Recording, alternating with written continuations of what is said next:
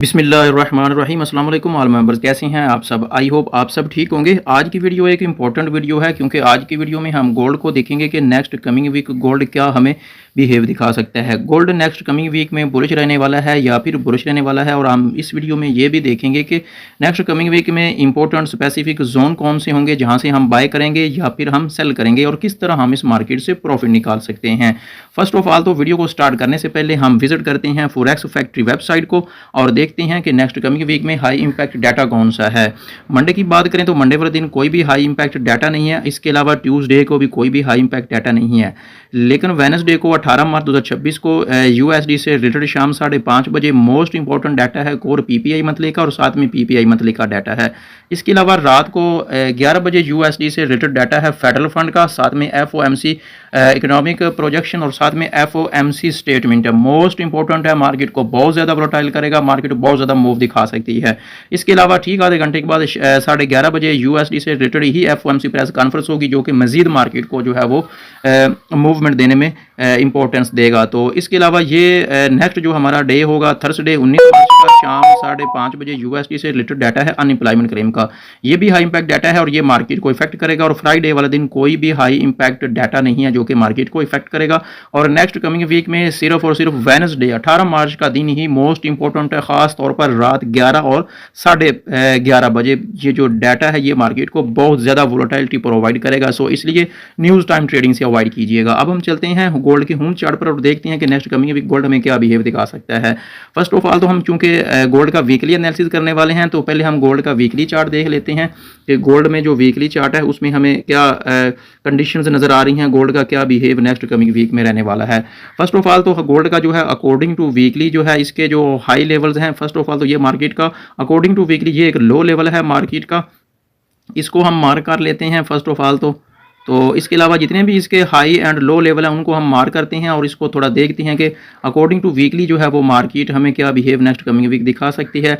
ये मार्केट के हाई और लो लेवल है, इनको हमने मार्क कर लिया है। लेकिन अब हम बात करते हैं कैंडल्स की। तो ये जो कैंडल्स है ये ओवरऑल एक बेरिश कैंडल है और ये वीकली कैंडल है।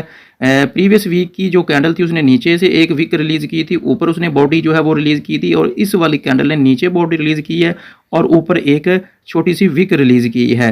तो आप देखना ये है कि नेक्स्ट वीक मार्केट में क्या हमें सिचुएशन देखने को मिल सकती है। फर्स्ट ऑफ ऑल तो मार्केट अपने एक लो लेवल के करीब पहुंच चुकी है और इसको हम एक तो मार्क कर लेते हैं इस वाले लेवल को, ठीक है। ये मार्केट का एक सपोर्ट जोन है, मोस्ट इंपॉर्टेंट सपोर्ट जोन है, इसको हमने स्किप नहीं करना। और सेकंड नंबर इंपॉर्टेंट जोन की बात करें तो वो हमें एक ये वाला जोन दिखाई दे रहा है, इसको हमने मार्क कर लिया है।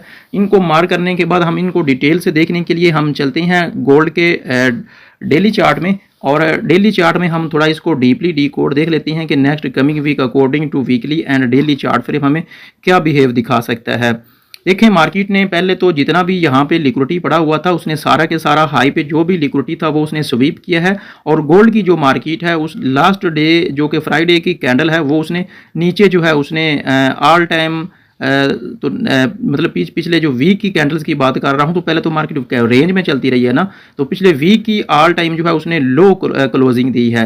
तो अब क्या कंडीशन हो सकती है according to weekly and daily, market यहाँ पे जितनी भी लिक्विडिटी पड़ी है यहाँ पे वो या तो स्वीप करेगी, स्वीप अगर यहाँ से वो लिक्विडिटी कर लेती है तो फिर मार्केट ऊपर वाली साइड पे बुलिश साइड पे हमें मूवमेंट दिखाएगी, और इसका जो नेक्स्ट टारगेट होगा वो ये वाला लेवल हो सकता है। क्योंकि पहले भी मार्केट यहाँ से जो है वो लिक्विडिटी जो है वो स्वीप करके नीचे वाली साइड पे आई है, तो या फिर ये कंडीशन हो सकती है कि मार्केट इस वाले लेवल को फौरी ब्रेक करे, जैसे ही मार्केट ओपन हो इस वाले लेवल को ब्रेक करे और यहाँ पर जितनी भी लिक्विडिटी पड़ी है वो मार्केट स्वीप कर सकती है। तो स्वीप करने के बाद ये जो हमारे मंडे की डेली वीक कैंडल होगी, अगर तो वो यहाँ पे क्लोज करेगी तो फिर नेक्स्ट टारगेट ये वाला हो सकता है, ये वाला इंपॉर्टेंट, ठीक है, ये वाला टारगेट होगा। इसके अलावा अगर यहाँ से गोल्ड लिक्विडिटी स्वीप करने के बाद डेली कैंडल मंडे वाले दिन की ऊपर क्लोजिंग यहाँ पे कर जाती है तो फिर ये मार्केट जो है बुलिश साइड पे चली जाएगी।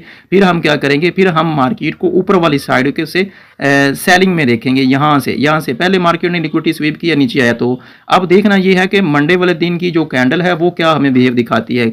या तो मार्केट नीचे आती है, यहाँ पर लिक्विडिटी स्वीप करती है और लिक्विडिटी स्वीप करने के बाद यहाँ पे डेली कैंडल क्लोज करती है तो फिर मार्केट ऊपर वाली साइड पे चली जाएगी। अगर तो मार्केट ऐसा नहीं करती, मार्केट यहाँ पे कोई रिजेक्शन कोई सिग्नल देती है सेल का, तो फिर मार्केट जो है वो हमें नीचे वाली साइड पे देखने को मिलेगी। लेकिन इन सारी चीज़ों को हम डील करते हैं, हम गोल्ड को डीपली डीकोड करते हैं, according to H4 time frame में चलते हैं और गोल्ड को जो है ना थोड़ा डिटेल्स के साथ हम देखते हैं कि next coming week according to H4 time frame हमें क्या मार्केट बिहेव दिखा सकती है। ये थोड़ी पेचीदा कंडीशंस हैं, बहुत ज़्यादा मेंबर्स बिगिनर्स होते हैं, उनको इन चीज़ों की समझ नहीं आ रही होती है। तो इसके अलावा गोल्ड का जो है वो हम डेली एनालिसिस भी करते हैं। आप डेली एनालिसिस जो है आपको फर्स्ट ऑफ ऑल तो मंडे से जो है फ्राइडे तक सुबह के टाइम ही मिल जाता है 10 से 11 बजे के राउंड अबाउट, तो आप उसको लाजमी वॉच किया करें। तो ये है हमारा H4 टाइम फ्रेम। अब हम मार्केट को इसके अकॉर्डिंग देखते हैं।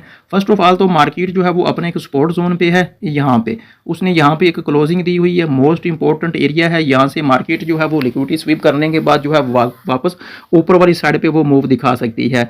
या फिर सेकंड कंडीशन ये हो सकती है कि मार्केट इस वाले जैसे ही मार्केट ओपन हो इस वाले सपोर्ट जोन को वो ब्रेक करे और नीचे वाले ये वाले सपोर्ट जोन तक गोल्ड की जो है वो अप्रोच हो सकती है और यहाँ पर जितनी भी लिक्विडिटी पड़ी है वो गोल्ड जो है वो ग्रैब कर सकता है।